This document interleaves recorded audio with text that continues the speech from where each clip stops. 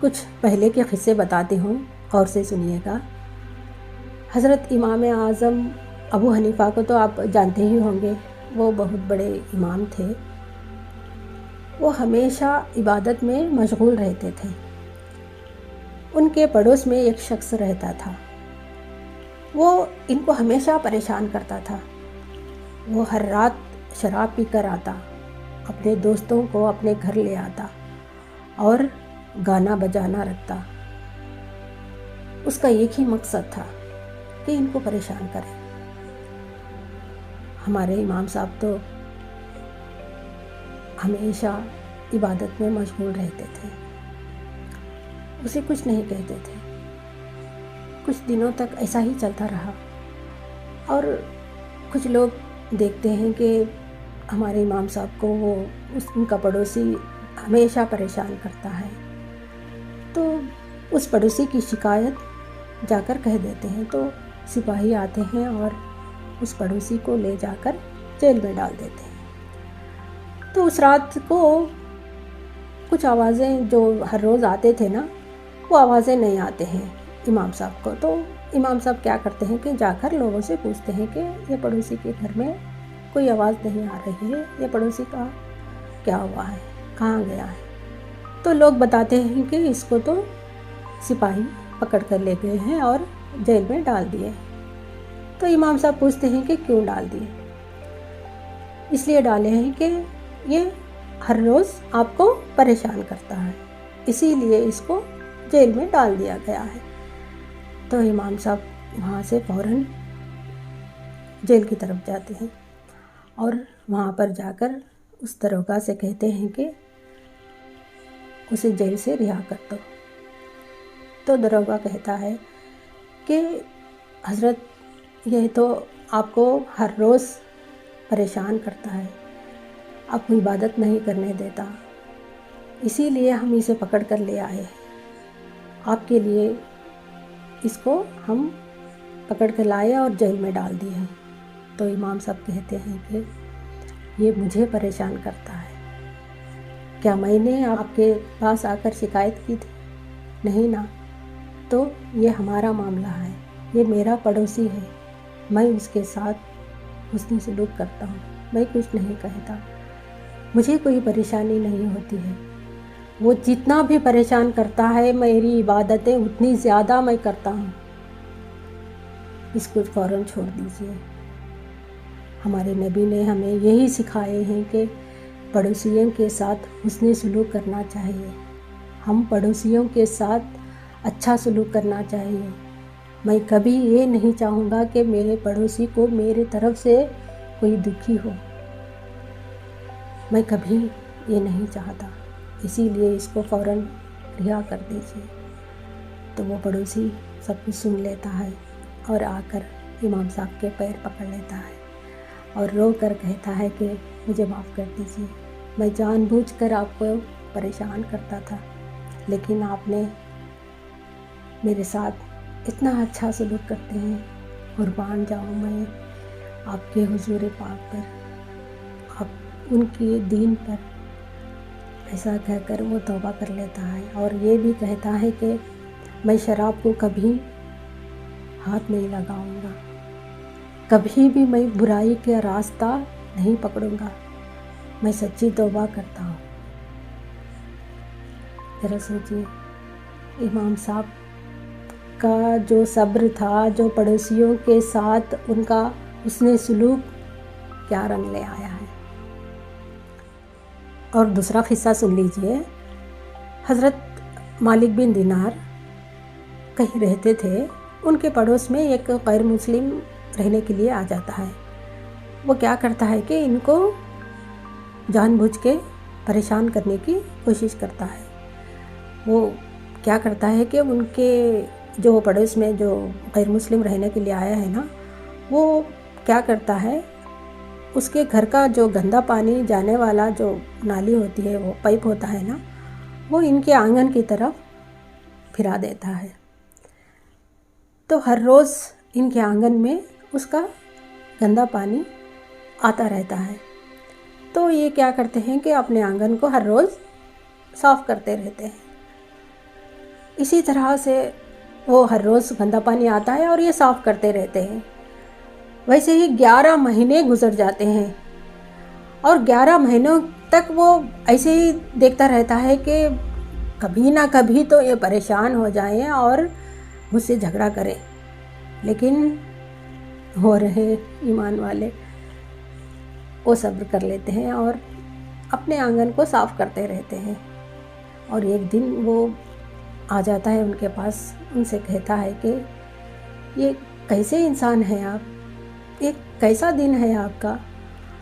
मैं इतना गंदा पानी जो अपने गंदगी का है आपके आंगन में छोड़ता हूँ जानबूझकर, आप उसको हर रोज़ साफ़ कर लेते हो, लेकिन मुझे एक शब्द भी नहीं कहते, एक बार भी झगड़ा नहीं करते हो।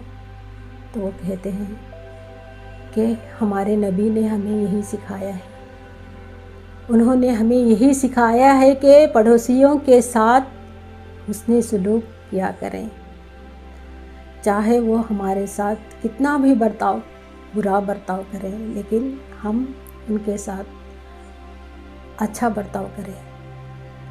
मैं उनकी बात को कैसे टाल सकता हूँ। अगर मैं चाहता तो उस नाली को बंद कर देता, लेकिन उस नाली को बंद करने से तुम्हें तकलीफ़ होती। अगर वो नाली बंद हो जाती तो तुम्हारे घर का गंदा पानी किधर जाता।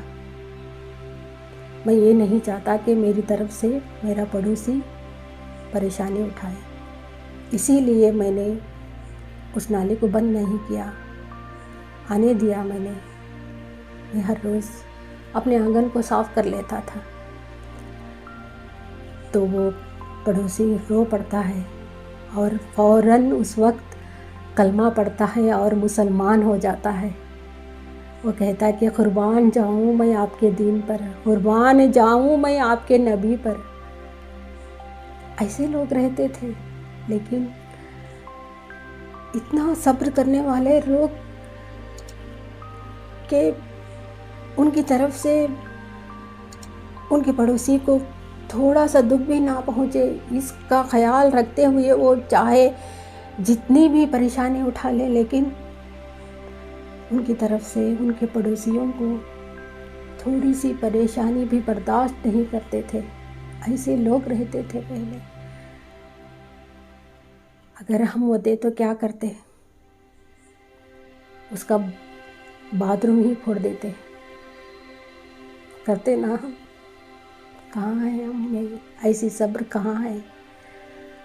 गंदा पानी ही नहीं, नल का पानी भी अगर बाजू वाले का हमारे घर के सामने आ जाता है ना, पीने वाला पानी, तो हम बाजू वाले से झगड़ा करने लगते हैं।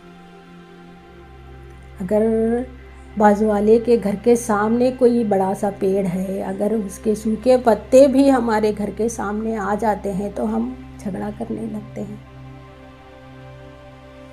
करते हैं ना, होता है ना, समाज में ऐसा होता है हमारे। अगर पड़ोसियों का छोटा सा बच्चा अगर खेलते खेलते बाल उठाकर अगर हमारे आंगन में डाल देता है तो हम सारा मोहल्ला सर पर उठा लेते हैं। अगर हमारी कोई छोटी सी चीज़ भी टूट जाती है उस बाल से, तो होता है ऐसा आजकल। सब्र नाम की चीज़ ही नहीं है। हमें सोचना चाहिए, हमें उनकी बातों को हमें फॉलो करने की ज़रूरत है। हमारे पड़ोसियों के साथ हुस्न सलूक करने की ज़रूरत है हमें। हम चाहे जितनी भी इबादतें करें, लेकिन हुकूक़ुल इबाद भी ज़रूरी है, बहुत ज़रूरी है ये। एक और क़िस्सा सुन लीजिए, मदीने पाक का क़िस्सा है। वहाँ पर क्या होता है कि कोई बकरी काट लेते हैं और गोश्त को पकाकर खाने के लिए, तो वो सोचते हैं कि उस बकरी का सिरा और पैर जो होते हैं ना, ये हमारे पड़ोसियों को दे देंगे। क्या पता वो ये सब कुछ لا کر کھانے کے قابل ہیں یا نہیں، ٹھیک ہے ان کو دے دیں گے، یہی سوچ کر وہ اس بکری کا سرا اور پیر جو ہے ان کے پڑوسیوں کو پہنچا دیتے ہیں۔ وہ پڑوسی کیا کرتے ہیں کہ وہ سوچتے ہیں کہ ہم تو لا کر کھاتے ہی رہتے ہیں، ہمارے پڑوسی جو ویک ہیں، کبھی کبھی بیمار ہو جاتے ہیں، اگر یہ ان کو دے دیں گے نا تو تھوڑی سی طاقت انہیں آ جائے گی۔ وہ کیا پتہ یہ سب کچھ لا کر کھانے کے لائق نہیں ہے، یہی سوچ کر وہ ان کے پڑوسیوں کو دے دیتے ہیں۔ پھر وہ کیا سوچتے ہیں کہ شاید اس کی ضرورت ہمارے پڑوسی کو ہے، ایسے ویسے کرتے کرتے وہ سرا اور پیر جو ہے پہنچتے پہنچتے آخر میں اسی گھر میں آ کر پہنچتا ہے جہاں سے گیا تھا۔ ذرا سوچیے، یہ مشہور قصہ ہے مدینے کا۔ پڑوسیوں کے حقوق، پڑوسیوں کے ساتھ حسن سلوک، پڑوسیوں کے ساتھ اچھا برتاؤ یہ فرض ہے۔ ہمیں یہ نہیں سوچنا چاہیے کہ ہمارا پڑوسی کیسا ہے، ہم یہ سوچنا چاہیے کہ ہم دوسروں کے پڑوسی ہیں تو ہم کیسے ہیں، ہم ان کے ساتھ حسن سلوک کرتے ہیں کیا نہیں کرتے ہیں، کیا ہم ہمارے پڑوسیوں کے ساتھ کوئی برا برتاؤ کرتے ہیں، اگر کرتے ہیں تو اسے سدھار لینا چاہیے۔ ہماری طرف سے صرف ہمارا پڑوسی ہی نہیں، کوئی بھی انسان کبھی بھی دکھی نہ ہو، اس بات کا خیال رکھنا چاہیے۔ یہی بات اللہ کو پسند آتی ہے۔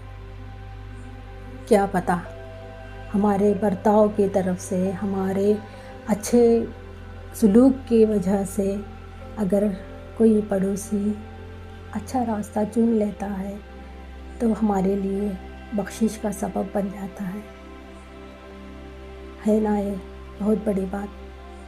اسی لیے پڑوسیوں کے ساتھ اچھے سے رہیے، اچھا سلوک کیجیے، ان کے ساتھ بھی جو ہمارے لیے اچھا ہے وہ پڑوسیوں کے لیے بھی اچھا ہو، یہی سوچ رکھیے۔ ہمیشہ ہماری سوسائٹی میں دیکھا جاتا ہے کہ نمائش کی چیزیں بہت ہوتی ہیں۔ اللہ نے دیا ہے اگر کھانے کے لیے، پہننے کے لیے تو پہنیے، کھائیے، لیکن نمائش مت کیجیے۔ اگر کوئی عورت کوئی اچھی سی ساڑی بھی خرید کر لے آتی ہے نا تو وہ اپنے پڑوس کو دکھا کر اس کی واہ نہ کر لے تو وہ جب تک نہیں پہنتی۔ ہوتا ہے ایسا ہمارے سوسائٹی میں۔ کیا پتہ اگر وہ دیکھنے والی پڑوسن کے پاس اتنے پیسے نہ ہو کہ ایسی ساڑی وہ خرید سکے، اگر وہ دیکھے گی نا تو کہیں اس کا دل نہ دکھے، ہے نا۔ نمائش مت کیجیے۔ اگر آپ گندے کھاتے ہیں تو یہ بات بھی پڑوسیوں کے ساتھ شیئر مت کیجیے، یعنی نمائش مت کیجیے۔ ہم نے یہ کھایا، آج ہم نے بریانی کھائی، ہم نے پیزا کھایا، ہم نے برگر کھائی، ہم نے KFC میں جا کر چکن کھایا۔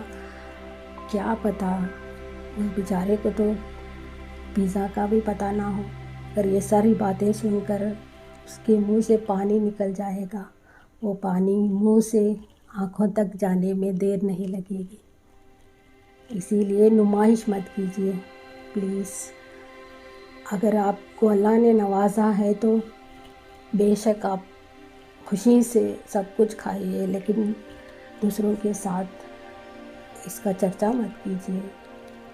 کیا پتہ ان کی حیثیت یہ سب کچھ کھانے کی، پکا کر کھانے کی، اگر پہننے کی ہو یا نہ ہو تو ان کا دل دکھے گا۔